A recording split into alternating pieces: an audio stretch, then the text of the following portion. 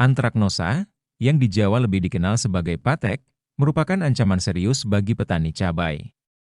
Penyakit ini disebabkan oleh infeksi jamur patogen Coletotrichum sp.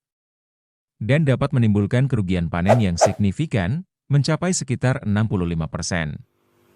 Untuk mengatasinya, para petani berupaya keras menerapkan berbagai strategi pengendalian, termasuk penggunaan kombinasi beberapa jenis fungisida dalam setiap aplikasinya.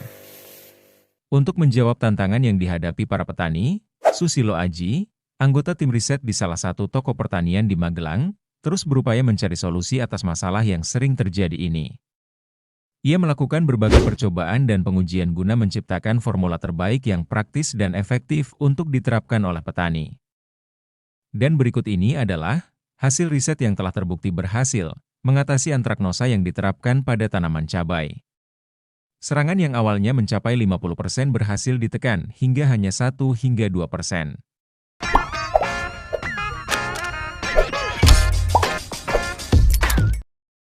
Pada hari pertama aplikasi, digunakan dua bahan utama, yaitu KOH dan Cover WP. Masing-masing bahan diaplikasikan dengan dosis 2 sendok makan, sekitar 25 gram, untuk setiap 16 liter air.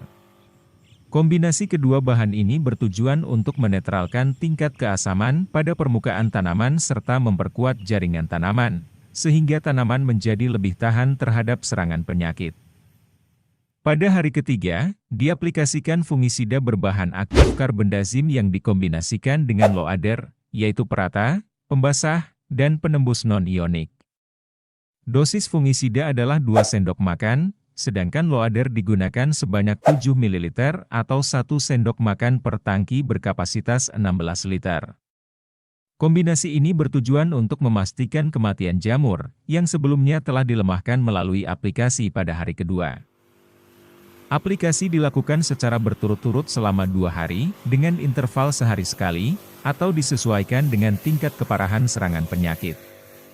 Pola pengendalian ini diulang seperti langkah pertama, namun interval aplikasinya dapat diperpanjang jika serangan penyakit mulai berkurang.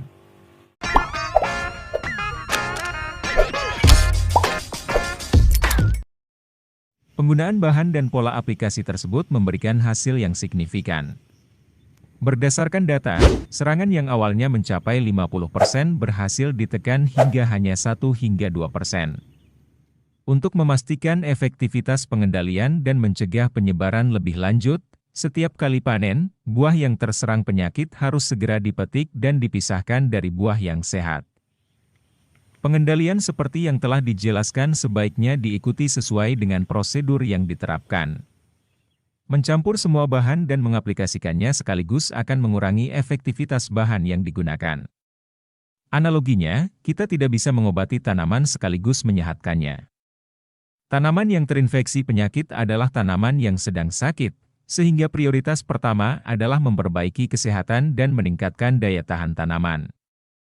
Setelah itu, baru dilakukan pengobatan, dengan harapan tanaman yang sudah sembuh akan lebih tahan terhadap penyakit di masa depan.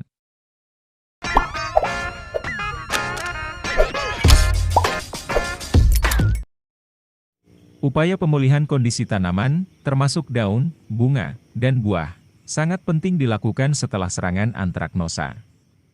Serangan ini biasanya menyebabkan penurunan jumlah bakal buah pada tanaman.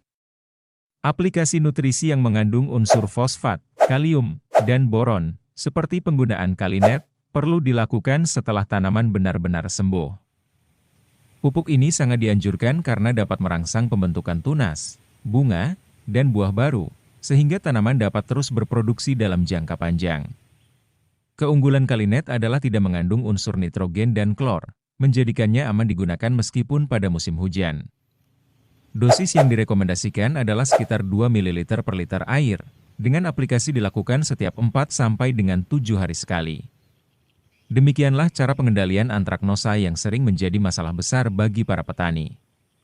Kunci keberhasilan dalam mengatasi penyakit ini adalah kesabaran, ketekunan, dan ketelitian dalam setiap langkah pengendalian yang dilakukan. Agar channel ini dapat semakin berkembang, jangan lupa like, komen, dan subscribe ya Juragan.